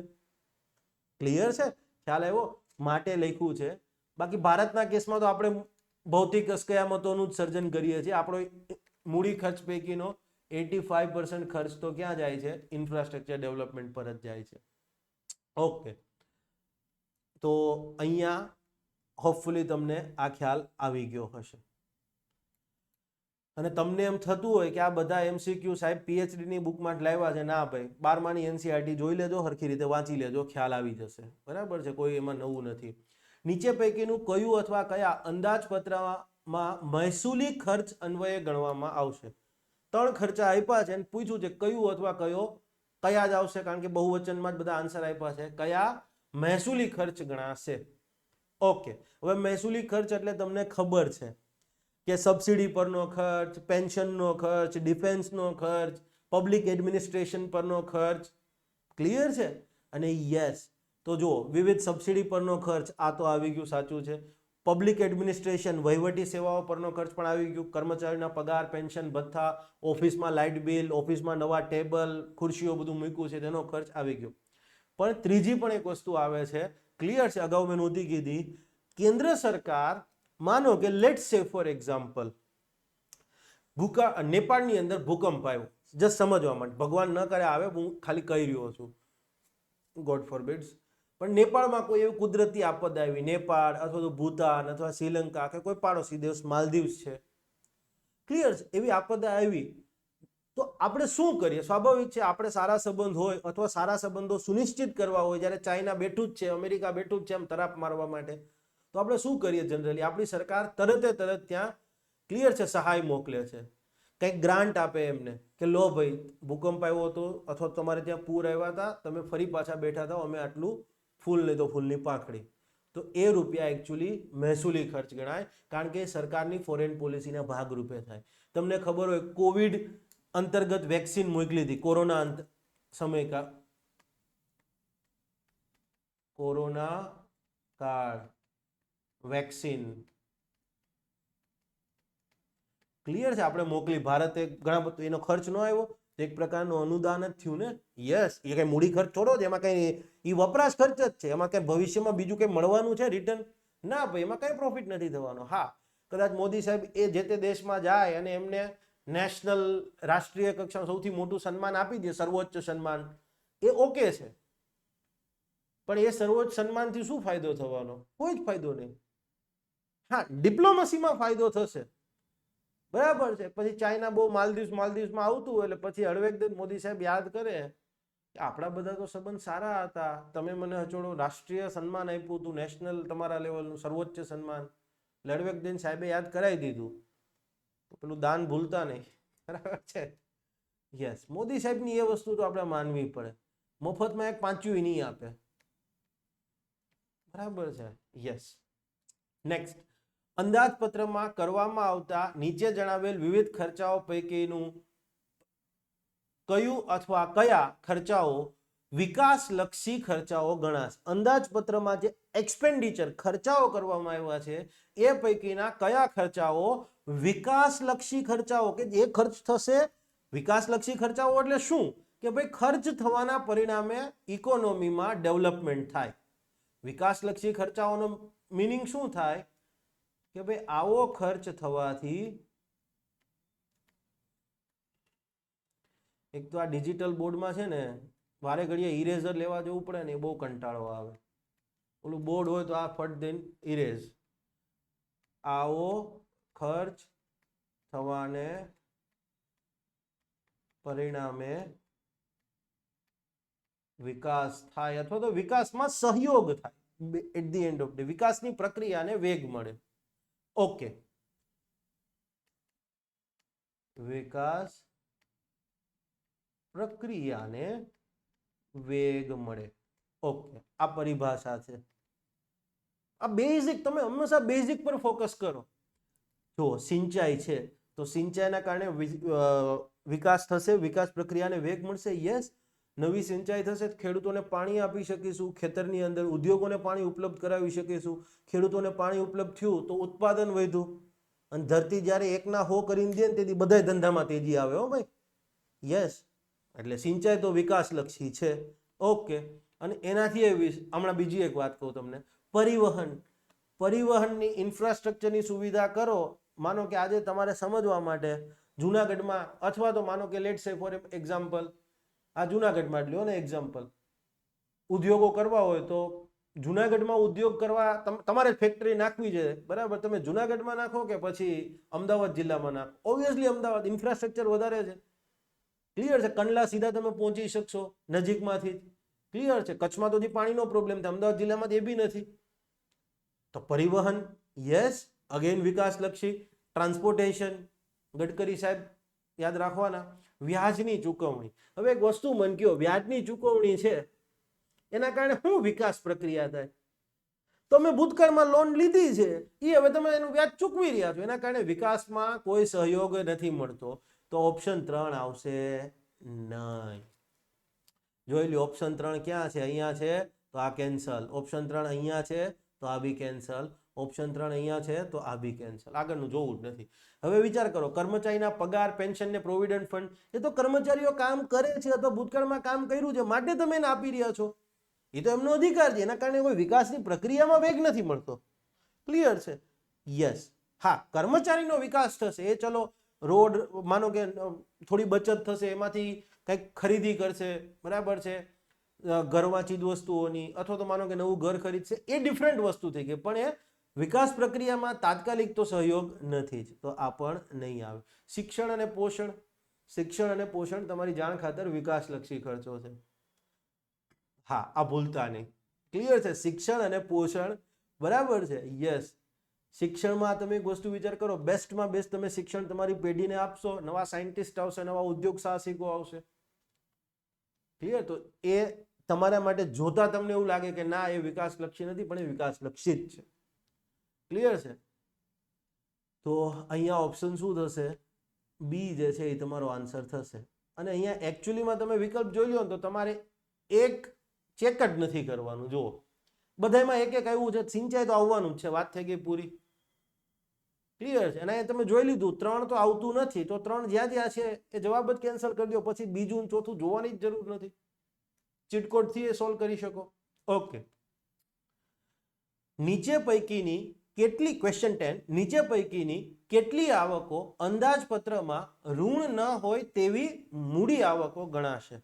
હવે મેં તમને કીધું તું મૂડી આવક છે, મૂડી આવક. ઓકે, મૂડી આવકમાં શું આવે? તો મેં તમને અગાઉ કીધું જ તું કે કેટલીક મૂડી આવક ઋણ હોય એવી મૂડી આવક છે, કેટલીક મૂડી આવકો ઋણ ન હોય એવી મૂડી આવકો છે. તો માનો કે લેટ્સ સે ફોર એક્ઝામ્પલ સરકાર બજાર ઋણ લે છે, બજાર ઋણ, તો નામ જ કહી દીધું. હવે આ બજાર ઋણ મેં તમને કીધું તું ગવર્મેન્ટ સિક્યુરિટીઝથી લેવામાં આવે, બોન્ડથી લેવામાં આવે, કે લેટ્સ સે ફોર એક્ઝામ્પલ કર્મચારીના પીએફ ની રકમ હોય, અલ્ટિમેટલી એ ઋણ જ થયું ને. યસ, તમારું પીએફ કપાય છે, તમારો પગાર માનો કે જે કંઈ પણ, ધારો કે 100 રૂપિયા પગાર છે, એમાંથી ધારો કે 10 રૂપિયા પીએફ કપાય છે, સામે સરકાર પણ એક રકમ જે છે તમારા પીએફમાં આપે છે, તો એ સરકારે તમારી પાસે લીધેલ ઋણ છે. ભલે જાહેર દેવું નથી, એ અન્ય દેવું છે, પણ યસ, એ બજાર ઋણ તો લીધેલું જ કહેવાશે. ક્લિયર છે? પણ એ સિવાયની માનો કે લેટ્સ સે ફોર એક્ઝામ્પલ પીએસયુઝ છે, એમાં ડિસઇન્વેસ્ટમેન્ટ, વિનિવેશીકરણ. જાહેર સાહસમાં વિનિવેશીકરણ કર્યું તો સરકારે શું કર્યું? એક મૂડી હતી એ મૂડી વેચી દીધી. પોતાની મૂડી હતી સરકારના, માનો કે કોઈ જાહેર સાહસમાં સરકારના 80% માલિકી હતી, સરકારે 10% માલિકી શેર મારફતે વેચી દીધી. સરકારે શેર વેચી દીધા, મૂડી સરકાર પાસેથી એક હાથમાંથી જતી રહે, સામે પૈસા આપ્યા. એ સરકાર ઉપર પાછી ચૂકવવાની જવાબદારી કરે છે? નહીં. આ બજાર ઋણ છે તો એમાં તો પુનઃ ચૂકવણીની જવાબદારી છે. પુનઃ ચૂકવણીની તથા વ્યાજની જવાબદારી. સરકારે બજાર ઋણ લીધા હોય તો યસ, એ સરકારની જવાબદારીમાં આવે. તો બજાર ઋણ હશે એ ડેટ કેપિટલ રિસીપ્ટ ગણાય. ઋણ હોય એવી મૂડી આવક છે. પણ આપણે શું પૂછ્યું છે? ઋણ ન હોય એવી મૂડી આવક. યસ. માનો કે લેટ્સ સે ફોર એક્ઝામ્પલ કેન્દ્ર સરકારે એસેટ મોનેટાઇઝેશનની વાત કરી હતી. Asset monetisation programme.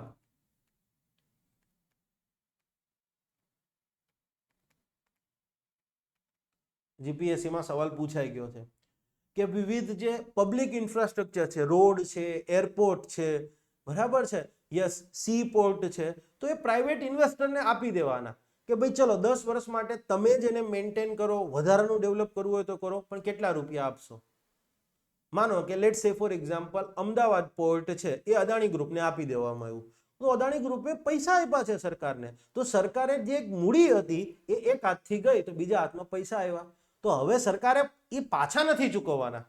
અદાણીને કીધું 10 વર્ષ માટે એરપોર્ટ તમારું, હું સરકારને દેશો, બાકી ડબ્બા કે કમાવો. ક્લિયર છે? હંમેશા એક વસ્તુ યાદ રાખવાની, આપણે તૈયારી કરી રહ્યા છે ને, આપણે રાજનીતિના ન્યૂઝ નથી જોવાના, આપણે પોલિટિક્સના ન્યૂઝ નથી જોવાના. આપણે પોલિટી સાથે સંકળાયેલી બાબત છે, એનો ઇકોનોમિક્સ ડાયમેન્શન શું છે. અદાણીને પોર્ટ આપ્યું, રાહુલ ગાંધી રોજ કહે છે અદાણીને સંપત્તિ, પણ એ ultimately is a part of asset monetization. ખ્યાલ આવ્યો? તો હા, આપણે ઇકોનોમીમાં જરૂર પડે છે અને યુપીએસસી આવું જ પૂછે છે. ક્લિયર છે? ઓકે.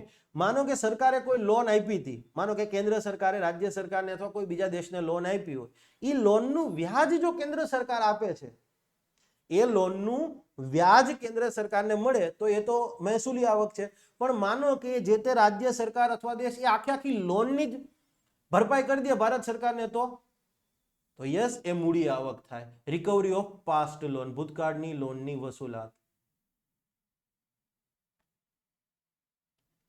Past loan.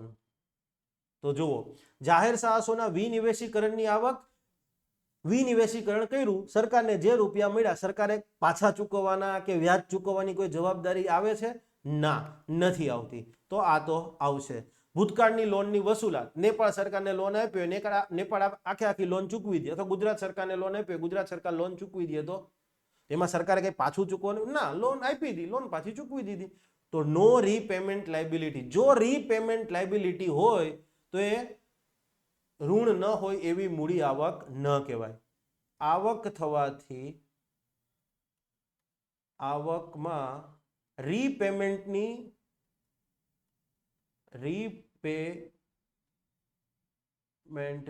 જવાબદારી ન હોય. લાયબિલિટી, જવાબદારી એટલે રિસ્પોન્સિબિલિટી નહીં હો, ન હોય તેવી આવક. હવે લોન દીધી હતી, એ લોન પાછી મળી ગઈ તો એને રીપેમેન્ટ લાયબિલિટી નથી. જાહેર સંપત્તિઓના વેચાણ કે લીઝને લીધે થતી આવક, માનો કે અદાણીને પોર્ટ લીઝ પર આપી દીધું, યસ. માનો કે ખાણ ખનીજ અથવા સ્પેક્ટ્રમની હરાજી કરી તો જાહેર સંપત્તિ થઈને, યસ. તો એ પણ રીપેમેન્ટ લાયબિલિટી. સરકારે સ્પેક્ટ્રમની હરાજી કરી, સ્પેક્ટ્રમ આપી દીધા, પછી સરકારે એને પાછા ચૂકવવાના ના, સ્પેક્ટ્રમ આપ્યા, વાત થઈ ગઈ પૂરી. ઓકે. ચોથો પોઈન્ટ બહુ ટ્રિકી છે, બરાબર છે? ઓકે. પેલા પાંચમો, બોન્ડ કે જામીનગીરી બહાર પાડીને સરકારે મેળવેલા નાણાં. હવે બોન્ડ બહાર પાડ્યા કે જામીનગીરી બહાર પાડીને જે નાણાં આપ્યા તો એને તો વ્યાજ સાથે પુનઃ ચૂકવવા પડશે, યસ. તો એ તો રીપેમેન્ટ લાયબિલિટી થઈ, તો એ ઋણ ન હોય એવી મૂડી આવક નથી. ક્લિયર છે? યસ. સરકારે વ્યાજ સાથે પુનઃ ચૂકવવાના રહેશે. થાય છે માટે આ તો ઋણ ન હોય એવી મૂડી આવક નથી. It is not a NDCR, non debt capital receipt. તો આ તો આવશે ને. ચોથું જે છે ને એ બહુ ઇમ્પોર્ટન્ટ. જો તમે એકદમ ટ્રિકી ક્વેશ્ચન, આ એડવાન્સ લેવલનો ક્વેશ્ચન છે. અન્ય દેશ અથવા બહુરાષ્ટ્રીય સંસ્થાન પાસેથી સરકારને મળવા પાત્ર સહાય અથવા તો સરકારને મળેલી સહાય. ચલો આવું રાખો. અન્ય દેશ અમેરિકા છે, જાપાન છે, સ્વીડન છે, નોર્વે છે, આ બધા દેશો જ આપી શકે. પછી ત્યાં તમે નેપાળ લખો તો સારું ના, નેપાળ શું બિચારો સહાય, પોતે સહાય ઉપર નિર્ભર છે. બરાબર છે. તો અન્ય દેશ, બરાબર છે, કે પછી બહુરાષ્ટ્રીય સંસ્થાન, વર્લ્ડ બેંક છે, એશિયન ડેવલપમેન્ટ છે બેંક, એશિયન ડેવલપમેન્ટ બેંક છે, એશિયન ઇન્ફ્રાસ્ટ્રક્ચર બેંક છે, કે પછી ચલો કોઈ પ્રાઇવેટ વ્યક્તિ છે, Bill and Melinda Gates foundation છે. તો આવા અન્ય દેશ કે બહુરાષ્ટ્રીય સંસ્થાન પાસેથી સરકારને મળેલી સહાય, આ ક્યાં જશે? સરકારને મળેલી સહાય આ શેમાં આવશે? આ વિચારો જી. આ જવાબમાં નથી આવતી, જવાબ આનો 3 આવી ગયો છે. ચલો જવાબ આનો આ 3 આવી ગયો છે. એ મૂડી એકચ્યુઅલીમાં આ મૂડી આવક જ નથી. મૂડી આવક જ નથી. એકચ્યુઅલીમાં આ મહેસૂલી આવક છે. મહેસૂલી આવક. અને એ પણ કેવી? કરપાત્ર? ના, બિન કરપાત્ર. કેમ? જુઓ, મૂડી આવકની વાત કરો, માનો કે બજાર ઋણ લીધા, ગવર્મેન્ટ સિક્યુરિટીઝ બહાર પાડી, તો એક હાથે ગવર્મેન્ટ સિક્યુરિટીઝ સરકાર આપશે, કાગળ જ હોય, બીજું કંઈ ના હોય. સારા પહેલામાં, હવે તો એ ડિજિટલ થઈ ગયું છે. મૂડી, માનો કે બજાર ઋણ લીધા, સરકારે એક હાથે ગવર્મેન્ટ સિક્યુરિટી આપીને બીજા હાથે પૈસા લીધા, કંઈક એક્સચેન્જ થાય છે. જાહેર સાહસોમાં વિનિવેશીકરણ કર્યું, LICમાં માનો કે સરકારે હિસ્સો વેચો, તો સરકારે શેર્સ વેચા, એક હાથે શેર્સ વેચા, બીજા હાથે આવક લીધી. ક્લિયર છે? સરકારે ભૂતકાળમાં લોન આપી હતી, ક્લિયર છે, તો લોનની ગેરંટી રૂપે કંઈક કાગળ લીધા હશે. હવે લોનની પુનઃ ચૂકવણી થાય તો કહી દીધું કે લ્યો ભાઈ, આ તમારે ડોક્યુમેન્ટ પાછા અને અમને લોનની ભરપાઈ. ઓકે, ટુ વે એક્સચેન્જ છે. જુઓ તમે. ઓકે, જાહેર સંપત્તિ, સ્પેક્ટ્રમની હરાજી કરી, સરકારે ઓક્શન કર્યું, સ્પેક્ટ્રમ વેચા, સામે પૈસા આપ્યા. રાઈટ? સરકારે અમદાવાદ એરપોર્ટ જેવી મૂડી હતી, પબ્લિક પ્રોપર્ટી હતી, એને કોઈ ખાનગી કંપનીને આપી, હેન્ડલિંગ કરવા માટે, ડેવલપ કરવા માટે. ક્લિયર છે? અને આજે તમે ક્લિયર, એક હાથે મૂડી ગઈ, બીજા હાથે રૂપિયા આવ્યા. આ કેસમાં ચોથા વિકલ્પમાં તમને શું જોવા મળ્યું? અન્ય દેશ કે બહુરાષ્ટ્રીય સંસ્થાન પાસેથી મળેલી સહાય એક જ તરફથી આવી છે, સામે સરકારને કંઈ આપવું નથી પડતું, માટે બિન કરપાત્ર મહેસૂલી આવક છે. અને yes, this is a PYQ of UPSC multiple times. Clear છે? યસ.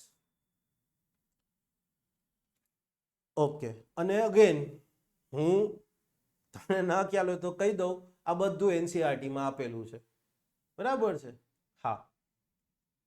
એટલે કોઈ એવું ના સમજતા કે આ PhD ની બુકમાંથી લાયા છે. આ ક્વેશ્ચન એકદમ ટ્વિસ્ટ કરેલો, એકદમ ઈઝીમાં ઈઝી ક્વેશ્ચન, પણ ટ્વિસ્ટ કરે એટલે કેવો કરે જુઓ. સંઘ સરકાર દ્વારા બહાર પાડવામાં આવેલી સરકારી જામીનગીરી, ગવર્મેન્ટ સિક્યુરિટીઝ, સરકારી જામીનગીરીને કોઈ રાજ્ય કે સંઘ પ્રદેશ દ્વારા ખરીદી કરવામાં આવે, કેન્દ્ર સરકાર ગવર્મેન્ટ સિક્યુરિટીઝ બહાર પાડે છે. યસ. અને શું કહે છે? આ ગવર્મેન્ટ સિક્યુરિટીઝને, ક્લિયર છે, કોઈ રાજ્ય અથવા સંઘ પ્રદેશ દ્વારા ખરીદી કરવામાં આવે તો આવા આર્થિક વ્યવહાર અન્વયે કેન્દ્ર સરકારને થયેલી આવક અંદાજપત્રમાં કઈ વિગત સ્વરૂપે હશે? હવે જુઓ, આજે હાઇલાઇટ કરું છું ને પીળા કલરથી, એની જગ્યાએ કાંઈ પણ લખેલું હોય તમારે જોવાનું જ નથી. આ તમને ખાલી એક ભરમાવાની વાત છે કે સાલું આવું કેન્દ્ર સરકારે ગવર્મેન્ટ સિક્યુરિટી, આવું તો ન તો સંઘ અને રાજ્યના નાણાકીય સંબંધોમાં આવ્યું છે, ન તો મારા સાહેબોએ મને કીધું છે. યસ.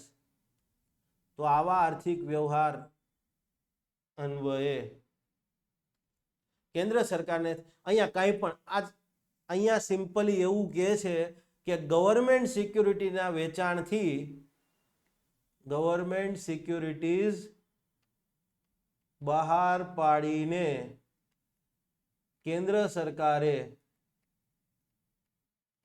એકત્રિત કરેલ નાણાં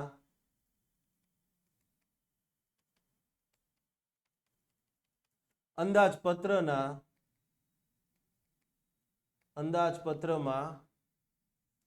કઈ વિગત સ્વરૂપે હશે? આ સિમ્પલ સવાલને અગ્રી.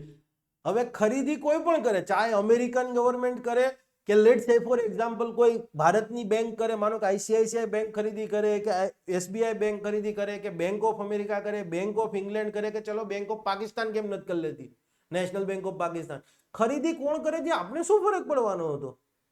સરકારે જામીનગીરી ઇસ્યુ કરી, સંઘ સરકારે જામીનગીરી ઇસ્યુ કરી છે અને એના પરિણામે એને જે આવક થઈ કઈ વિગત સ્વરૂપે હશે? તમે એક વસ્તુ વિચાર કરો, સરકારી ગવર્મેન્ટ સિક્યુરિટીઝ બહાર પાડીને થતી આવક, મૂડી આવક, સ્ટ્રેટ ફોરવર્ડ આન્સર છે આ. મહેસૂલી આવક તો આવે જ નહીં. યસ, કારણ કે તમે સામે એક મૂડી થઈને રીપેમેન્ટ લાયબિલિટીઝ છે, સરકારી જામીનગીરી ઇસ્યુ કરેલી છે. યસ, તો અહીંયા રીપે લાયબિલિટી છે, જવાબદારી પ્લસ ઇન્ટરેસ્ટ. તો પછી મહેસૂલી આવક તો સરકારની રોજિંદી આવક છે, આ રોજિંદી આવક ન થાય. ચાલુ ખાતાની આવક, આ તો બેલેન્સ ઓફ પેમેન્ટની વાત છે અને આ નહીં, તો માટે answer is A. Next, extra budgetary રિસોર્સના અનુસંધાનમાં નીચે જણાવેલ વિધાનો પૈકીનું કયું અથવા કયા વિધાન ખોટા નથી? ખોટા નથી. અહીંયા આવો વસ્તુ આપી દીધી એટલે આપણે પહેલા શું સુધારી દેવાનું કે ભાઈ ખોટા નથી અર્થાત સાચા છે. હવે તમે ક્વેશ્ચનને વાંચો કે ભાઈ આ બે સ્ટેટમેન્ટ આપ્યા છે, બેમાંથી કયું અથવા કયા સાચા છે? સાહેબ બાકી તો બધું સાચું, પણ એક્સ્ટ્રા બજેટરી રિસોર્સિસ શું છે? What is this extra budgetary resources? પહેલા તો આ વસ્તુ સમજવી પડે. કશું નથી, બરાબર છે. એક્સ્ટ્રા બજેટરી રિસોર્સિસ તમે જાહેર સાહસોમાં લેટ્સ સે ફોર એક્ઝામ્પલ ઇન્ડિયન ઓઇલ કોર્પોરેશનનું નામ સાંભળ્યું હશે, IOC, Indian oil corporation. ONGC નું નામ સાંભળ્યું હશે, ઓએનજીએસ નહીં, ઓએનજીસી. આ બધા જાહેર સાહસો છે. યસ, હવે તમને બધાને ખબર છે કે આ જાહેર સાહસો ક્લિયર છે, વર્ષને અંતે, નાણાકીય વર્ષને અંતે કેન્દ્ર સરકાર ફાઇનાન્શિયલ યરને અંતે પોતાને થયેલ નફામાંથી સરકારને શું ચૂકવે? સરકારને ડિવિડન્ડ ચૂકવે. હા, અને આ ડિવિડન્ડ મહેસૂલી આવક છે, ભૂલતા નહીં, ખાલી યાદ કરાવી રહ્યો છું. હા, પણ હવે એક વસ્તુ વિચાર કરો, એને ઇન્વેસ્ટમેન્ટ પણ કરવા પડે ને. યસ, ઇન્વેસ્ટમેન્ટ માટે કોઈ પણ પીએસયુ હોઈ શકે. અહીંયા ઇન્વેસ્ટમેન્ટ હેતુથી ફંડ અનિવાર્ય હોય. અહીં નવું ઇન્વેસ્ટમેન્ટ કરવું હોય તો ફંડ તો જોઈએ ને. તો એ કેન્દ્ર સરકારને કહે કે ભાઈ દર વર્ષે અમે નફો કરીએ છીએ, એમાંથી તમે ડિવિડન્ડ લઈ જાઓ છો.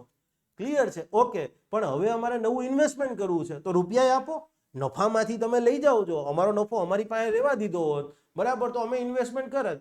માનો કે ઇન્ડિયન ઓઇલ કોર્પોરેશને 2023-24માં એક 5,000 કરોડ રૂપિયા, 5,100 સમથિંગ હતા, 5100 કરોડ રૂપિયા સરકારને ડિવિડન્ડ આપ્યું હતું. ઓએનજીસીએ ભારત સરકારને 7,000 સમથિંગ કરોડ રૂપિયા, 7,000 પ્લસ જ હતા, બરાબર, 7,300 7,500 સમથિંગ, એટલા કરોડ રૂપિયા, 7,500 કરોડ રૂપિયા ડિવિડન્ડ આપ્યું હતું. તો હવે સરકારને કહે કે ભાઈ ડિવિડન્ડમાંથી આ 5,000 કરોડ ને 6,000 કરોડ લઈ લ્યો છો ડિવિડન્ડ રૂપે, તો હવે નવું રોકાણ કરવું છે તો આ ફંડ ક્યાંથી આવે? ફંડ ક્યાંથી લાવે?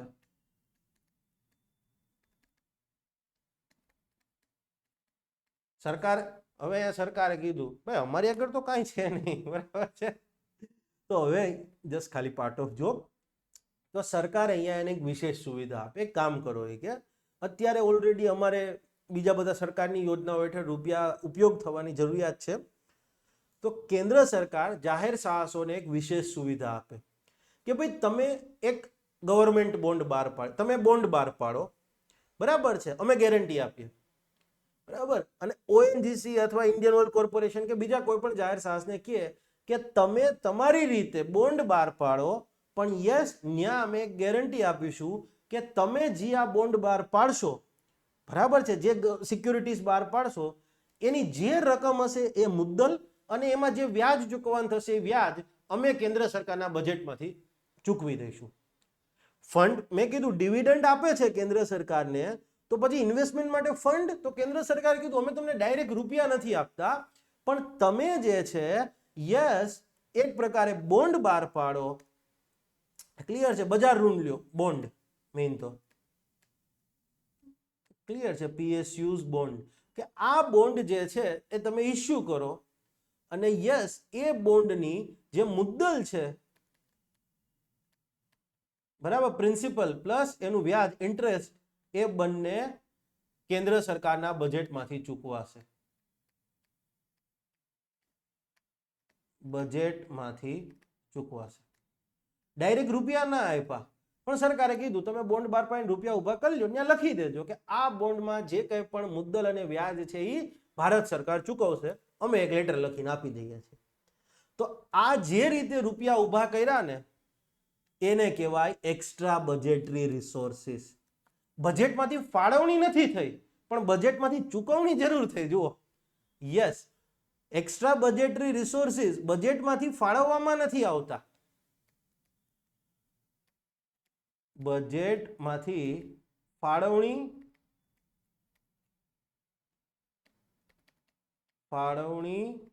નથી થતી, પરંતુ ચૂકવણી થશે. ક્લિયર થયું? તો આ છે extra budgetary resources, that's all. Clear છે? યસ. અને આના માટે એક બીજો પણ શબ્દ છે, government of India's fully service bond. આ એક્સ્ટ્રા બજેટરી રિસોર્સિસ છે, એના માટે બીજો પણ એક શબ્દ છે, ભારત સરકારના government of India's apostrophe S fully service bond.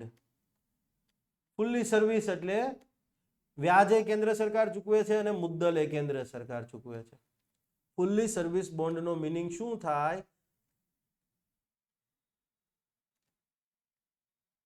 વ્યાજ અને મુદ્દલ બંને કેન્દ્ર સરકાર ચૂકવે છે. મુદ્દલ એન્ડ વ્યાજ બંને ગવર્મેન્ટ ઓફ ઇન્ડિયા દ્વારા ચૂકવવામાં આવે છે, માટે ફુલ્લી સર્વિસ બોન્ડ. ઓકે. કેન્દ્ર સરકારના જાહેર સાહસો દ્વારા જામીનગીરીઓ બહાર પાડીને ઉભા કરવામાં આવેલા નાણાંને એક્સ્ટ્રા બજેટરી રિસોર્સિસ કહેવાય છે. સાચું? Yes. Extra service resources, extra budgetary રિસોર્સિસના માધ્યમથી ઉભા કરવામાં આવેલ નાણાંની મુદ્દલ, પ્રિન્સિપલ અને વ્યાજ બંને સંઘ બજેટમાંથી, યુનિયન બજેટમાંથી ચૂકવવામાં આવે છે. અગેન આ સાચું છે. She is correct. ક્લિયર છે? એકચ્યુઅલી યુનિયન બજેટ જ બોલાય, બરાબર છે. આપણે સેન્ટ્રલ બજેટ ઘણી વાર બોલ દેતા હોય છે, યુનિયન બજેટ જ ઓફિશિયલી ડોક્યુમેન્ટમાં લખાઈને આવે છે. અને હોપફુલી તમને લોકોને આ વસ્તુ ખ્યાલ આવ્યો હશે. ભાઈ એક વસ્તુ તો મને ખ્યાલ આવી ગયો છે કે હું 12-15 ક્વેશ્ચન સોલ્વ કરાવીશ ને એમાં કલાક તો જશે જ. મેં પ્રયત્ન એવો બહુ કરું છું કે 30-40 મિનિટમાં પૂરું કરી દેવાય, પણ નહીં થઈ શકે, બરાબર. તો એ માટે હું દિલગીર છું. તમને આ લેક્ચર કેવા લાગી રહ્યા છે? યસ, એક વખત ખાલી કમેન્ટ કરજો. ક્લિયર છે? કે જેથી ખ્યાલ આવી શકે કે whether we are doing in a right direction or not. તમારામાંથી એક ભાઈ છે, કોઈ મને નામ યાદ નથી, સુજલ ઓર સમથિંગ, મને એક્ઝેક્ટ નામ યાદ નથી, ભાઈ હતા, બરાબર છે. એમને એવું કીધું કે સર તમે આ ક્વેશ્ચન્સ છે ને એ અમને આગલા દિવસે આપી દો, બરાબર છે, અમે સોલ્વ કરીએ, બરાબર છે, અને જો અમને ન ખ્યાલ આવે તો અમે સીધા એમાં જોઈ લઈશું. તો તમારું આ બાબતે શું મંતવ્ય છે, બરાબર છે, એ પણ કમેન્ટમાં જણાવી દેજો. Thank you. જય હિન્દ, જય જય ગરવી ગુજરાત. મારો દેશ, મારી પહેચાન, મારું રાજ્ય, મારું સ્વાભિમાન.